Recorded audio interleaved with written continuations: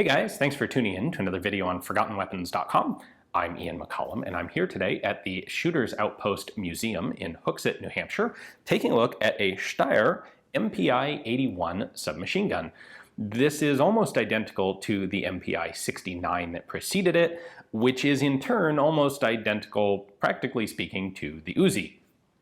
This really is an example of Steyr, in this case, normally a pretty innovative, interesting, good firearms company in the late 1960s, figuring we don't really have any particularly fantastic ideas about how to improve something like the Uzi, but the Austrian government wants some submachine guns and they'll probably buy something from us, so let's just copy the Uzi and call it good.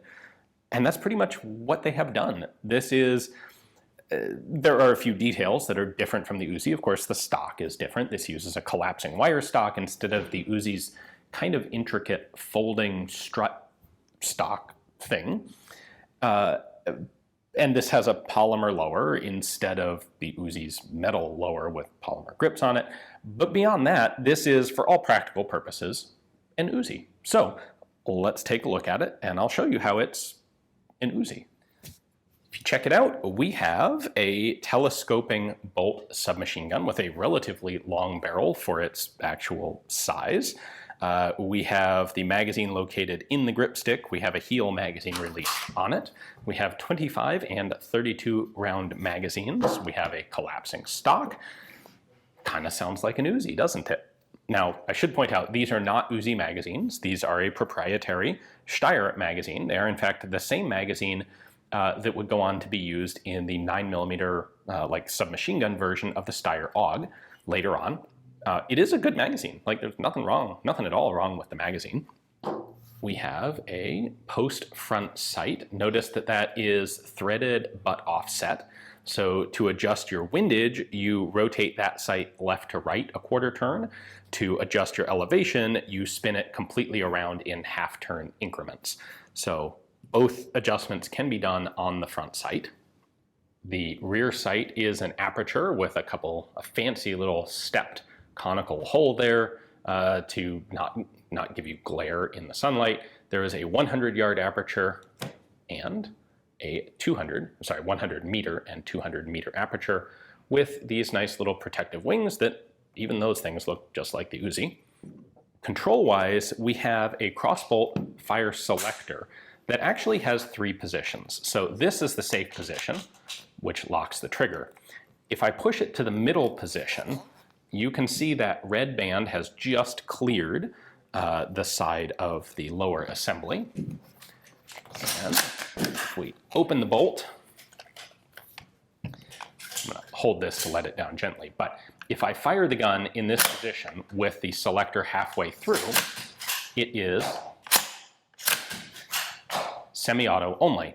Now, if I push the selector all the way through, I then still have semi-auto if I want it in the form of a progressive trigger.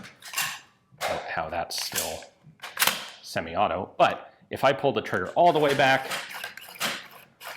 that's just going to cycle until I'm out of ammo or I release the trigger. So an interesting combination here. Typically when you have a progressive trigger, you don't have a dedicated semi-auto setting. But on this particular design, you do. You have to be a little careful to get it just in the right position, but there's your semi-auto center setting. The stock is a cheap, simple wire collapsing stock. To adjust it, you push in both of these buttons. You'll see there are a couple little square notches here. There are multiple positions where it can lock in. So we've got one there, we've got one there. Number 3, that's fully extended, which you've actually got 3 that it can lock into. And then you can simply pull the stock completely out. I've already been demonstrating this. I should have mentioned it, I suppose. The charging handle is different than the Uzi. They're both top mounted, but on the Steyr, we have this as a non-reciprocating charging handle here on the top left side of the gun. Now, I mentioned the MPi-69. That was the first version of this, and really the only difference between the 69 and the 81 versions is on the 69, this had the sling swivel on it. And I'm sure the good idea fairy showed up and someone figured, well, you can be carrying the gun on the sling, and then all you have to do to charge it is like grab the thing and push it down into the sling, and it'll pull back on the charging handle, cock the gun, and you're ready to shoot at a moment's notice like Chuck Norris. By 1981, they realized that was in fact a terrible idea. And so on the 81, the charging handle is just a charging handle, and the sling bar has been moved to the front of the barrel nut. The rear sling bar was here on the side the entire time. Disassembly is a little bit different from the Uzi. These are both stamped sheet metal guns, the Steyr and the Uzi. The Uzi has a removable top cover. The Steyr has this sort of neat pivoting opener door at the back. So make sure you have the bolt down, or else this will come flying out the back of the gun when you open it up. But you push in on the button, pivot that up, and then you can pull out the bolt and recoil spring assembly. We have one main recoil spring, and then there is a secondary spring right here at the back that just acts as a buffer at the very end of bolt travel. Actually adds quite a lot of resistance so that this doesn't come slamming back into the sheet metal of the receiver. For when it does just gently tap the receiver end, you have a rubber pad there at the end. The bolt itself is extremely similar to the Uzi. We have two sear notches here. So like the Uzi, this has two sears that engage at the same time on either side. It is a telescoping bolt, which of course means that the breech face is back here, and much of the mass of the bolt is telescoped forward. What that does is allow you to have the necessary mass of the bolt, because this is just simple blowback, 9mm parabellum, but it allows you to reduce the overall length of the receiver behind the breech face, move that length in front of the breech face, which means you can have a longer barrel. So the barrel comes all the way back to here. You get about a 10-inch barrel. This has been kind of a standard system for submachine gun design since, well, basically the Uzi. Unfortunately, I can't show you the rest of disassembly. What you're supposed to do is push this button down, and then you can unscrew the barrel nut, just like an Uzi. But on this one, this button and the barrel nut are jammed in place really quite tight. I'm not sure exactly what's holding them in there, and I don't want to be the one to break anything. So what you would do is push button, unscrew the barrel comes out the front, and then you can slide this sheet metal box out the back of the polymer lower assembly. Now there is a good feature here in that as I mentioned, we have the two sear engagement points. Now the reason for having those two sets of sear engagement points is one of safety.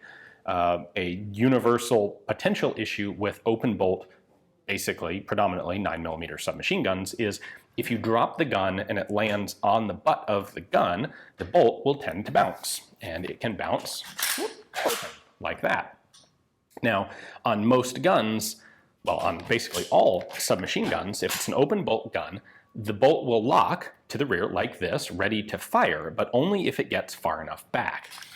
There is a point in there where the bolt can come far enough back to pick up a cartridge out of the magazine, but not far enough back to be locked in place by the firing sear.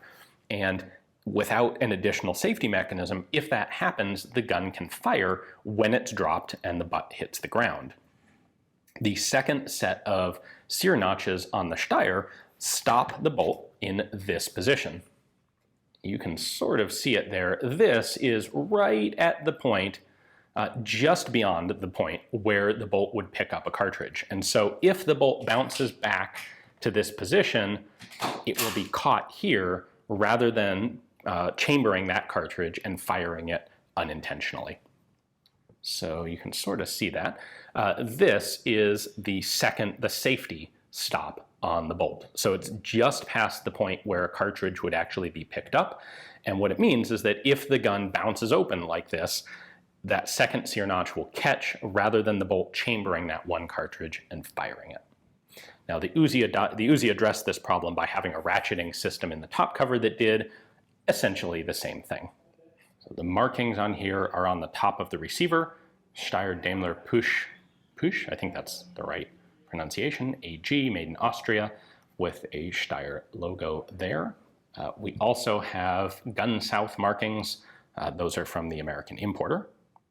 These were not marked MPi-69 or MPi-81, which, by the way, stands for Maschinenpistole, or submachine gun.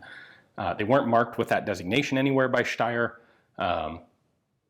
We then have a serial number here on the receiver, and the serial number repeated on the polymer lower. So ultimately, Steyr was correct. The Austrian military and the Austrian police needed a submachine gun, and they were in fact predisposed to buy it from an Austrian company, and Steyr is probably the biggest and best known Austrian firearms manufacturer. And the Austrian government didn't particularly take offense at the fact that this is essentially just an Austrian-made Uzi. However, it wasn't really adopted by very many people outside of Austria. So they sold some to Argentina, to Greece, to Saudi Arabia, to Tunisia. None of these being places you think of as, really being front runners or huge users of military small arms. There was, of course, the update to the MPi-81 version from the 69, which makes good sense. Like, the one innovative idea on the MPi-69 turns out to have been really not a good idea at all. A handful of these are in the US as dealer samples because they were of interest to police and security organizations, just like the Uzi, so some of them were imported. As far as I know, there was no significant purchase of these by any United States organization. So most of the ones you see here are in pretty darn nice original condition, like this one. Anyway, hopefully you guys enjoyed the video. Thanks for watching.